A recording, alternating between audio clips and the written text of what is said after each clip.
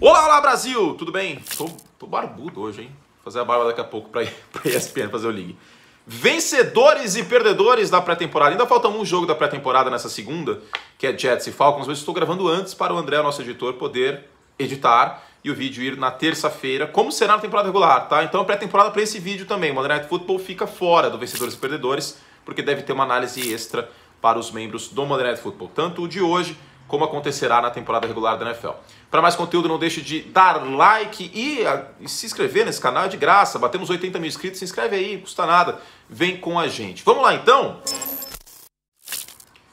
Vencedores. Patrick Mahomes é um dos vencedores aqui. O Mahomes distribuiu a bola de novo. Já foram vários recebedores diferentes recebendo passes do Mahomes em 3 campanhas na pré-temporada. Essa tendência se repetiu. Eu sei que é só a pré-temporada, mas é um indício de uma tendência que a gente acreditava que aconteceria. O time foi atrás do Juju Smith-Schuster, que é um jogador para jogar em rotas curtas, como flanker. Foi atrás do Sky Moore no draft, que é um calouro que deve ser usado assim quando entrar em campo neste ano, embora não esteja com tanto espaço assim, muito espaço para running back também. Então essa era a tendência. Ah, Curti, mas e a questão vertical? Ainda tem o Mecole Hardman, tá? Ainda tem o Marcus Valdes-Scantling, que era a arma vertical do Aaron Rodgers. Não vai perder totalmente esse elemento.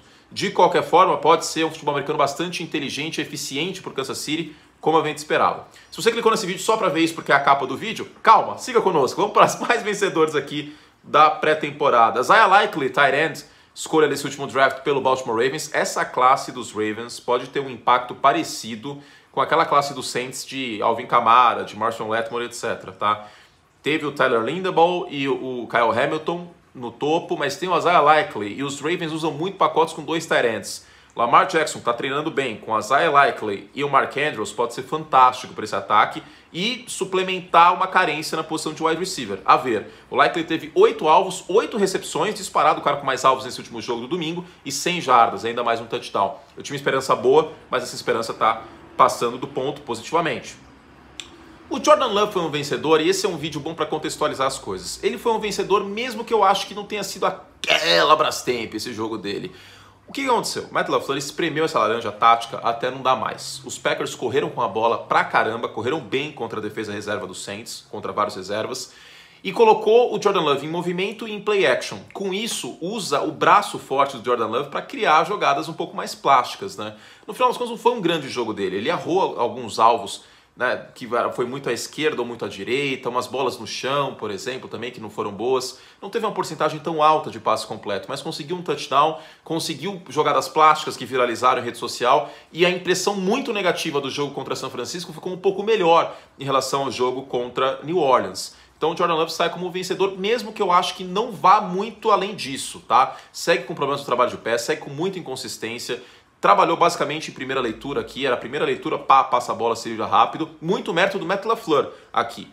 A impressão que passa é que tentou maquiar essa questão do Jordan Love, mas para mim ele hoje não teria condição de ser um titular na NFL. Dá para descartar 100%?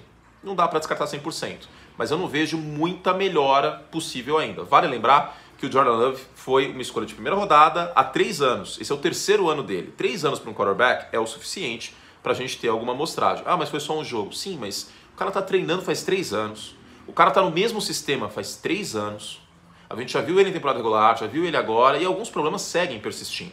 Então, eu não acredito que vá dar em alguma coisa. Pode dar? É lógico que pode, mas eu não vou ficar em cima do muro. Lá o Rich Gannon, quando foi para os Raiders, foi muito bem com o John Gruden e depois chegou num Super Bowl. Ok. Ah, o Kurt Warner, mas são as exceções, tá? São as exceções.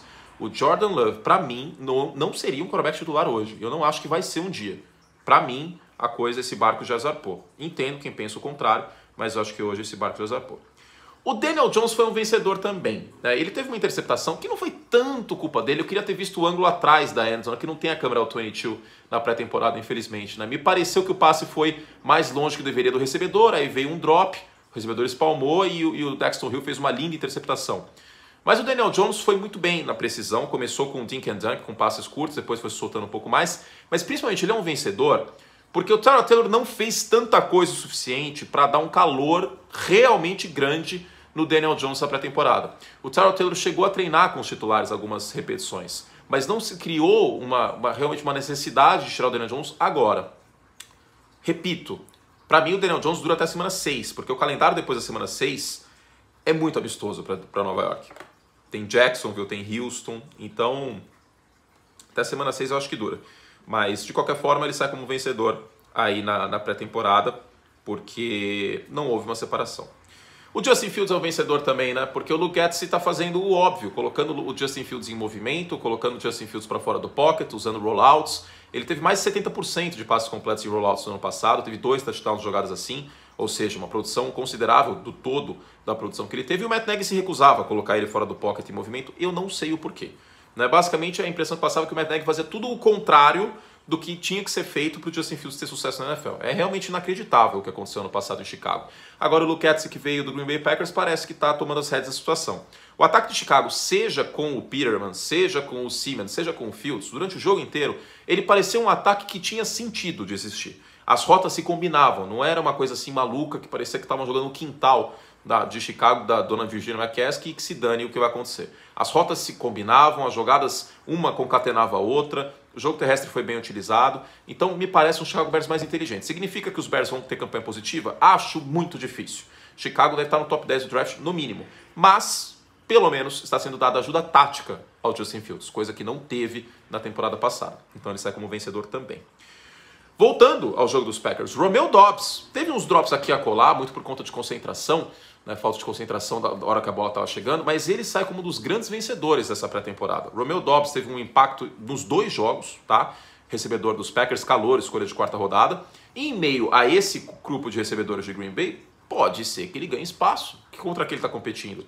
Amari Rodgers, Randall Cobb, Allen Lazard, né? Sammy Watkins. Vamos combinar que um calouro com potencial, como está mostrando aí, o Romeo Doubs pode ser uma arma bem interessante para o Rodgers, mas tem que cortar esses drops, viu? Na primeira campanha ele tem um drop, por exemplo, o Romeo Doubs, mas muito interessante esse início para ele.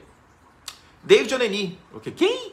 Pois é, ele tem 2 fumbles forçados e 3 sacks na pré-temporada, né? Jogador edge aí de Tennessee. Ele não deve ter tanto espaço porque os Titans estão bem estocados no front, né? Tem o Bud Dupree, tem o Harold Landry, tem o Justin Simmons no meio, tem, quem mais? O Denico Autry, que é um jogador muito subestimado, mas é mais uma peça interessante para essa rotação aí, viu?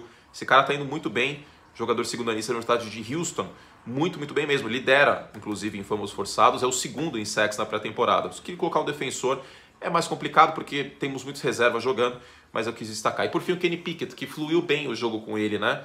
Navegando bem no pocket, leu bem a defesa, conseguiu queimar umas blitzes. O Kenny Pickett sai muito em alta depois desses 2 primeiros jogos. Eu não acho que o Mike Tomlin vai colocar o Pickett por conta do nosso primeiro perdedor.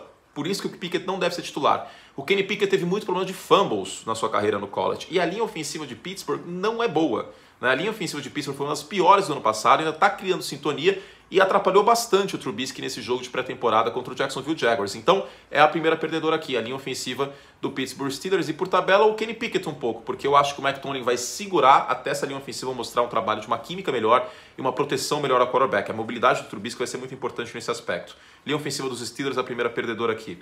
O Josh Jacobs é um perdedor também, não por culpa dele, mas porque tudo indica que ele vai perder um pouco de volume nessa temporada. O Josh McDaniels deve fazer um comitê forte de running backs nessa próxima temporada, viu? O Josh McDaniels vai correr bastante com a bola nos Raiders e talvez o Kenyan Drake seja até mais perdedor que o Josh Jacobs, porque o Kenyan Drake não tá bem nessa pré-temporada e os Raiders estão estocados de running backs. Eu acho que um corte até plausível para o Kenyan Drake. Vamos ver. Kellen Mond, quarterback dos Vikings, enorme perdedor, até porque o time acabou de trocar aí pelo Nick Mullins. E o Mond foi muito mal nessa partida da semana 2 da pré-temporada, né? Teve 50% de passos completos e 2 interceptações. Esse cara não tem a menor condição de ser titular na NFL eventualmente. Triste. E por fim, o nosso último perdedor aqui, um homem que é difícil falar que ele é um perdedor. Porque é um homem bonito, é um homem bronzeado, é um homem heptacampeão, heptacampeão do Super Bowl, é o maior quarterback da história, nosso querido Tomás Eduardo Patrício Brady Jr. Tom Brady é um perdedor não porque deu migué, tirou férias, estava com férias acumuladas e a empresa obrigou ele a tirar férias. Não por isso, mas porque o miolo da linha ofensiva de Tampa Bay está desmontando nesta intertemporada e pré-temporada. O Alex Capa saiu, Ryan Jensen machucou. E agora o Warren Stinner também machucou. O miolo da linha ofensiva está basicamente contando com o Shaq Mason em termos de talento. Então houve perdas em relação à temporada passada, para completar Jensen machucando e agora o Stinner machucando. Quer dizer, na prática, perdeu 2 titulares, 3, 4 às vezes, forçando um pouco. Mas 2 titulares perdeu para o início da temporada, pelo menos o Jansen Steiner. E qual que é a grande criptonita do nosso querido Thomas Edwards? É a pressão pelo meio. Ah, Curti, mas todo quarterback sofre com pressão pelo meio. Sim, mas o Tom Brady é uma balsa, né? Então, pressão pelo meio contra o Brady, a gente já viu várias vezes na carreira, é um grande problema. Por que esse é um BO ainda maior? Quais são os 3 favoritos na Conferência Nacional? Vamos lá, fazer que nem fantasia. Lembra fantasia? Fantasia no ar. Vai. Green Bay, Los Angeles Rams e Tampa Bay Buccaneers. Os Packers estão com o miolo de linha defensiva reforçada e os Rams têm o Aaron Donald no miolo da linha defensiva. Não é bom. Então, olho nesses jogos entre Rams e Packers contra os Bucks para ver se isso vai ser sofrido ou não. Claro que o Brady se livra rápido da bola, que o jogo terrestre com passo para running backs pode aliviar essa questão, tal. Questões esquemáticas podem ser usadas para neutralizar, mas em alguns momentos isso pode ser problema, tá? Até pelo histórico dos Bucks contra os Rams, que é terrível em temporada regular e playoff, né? Então, a ver.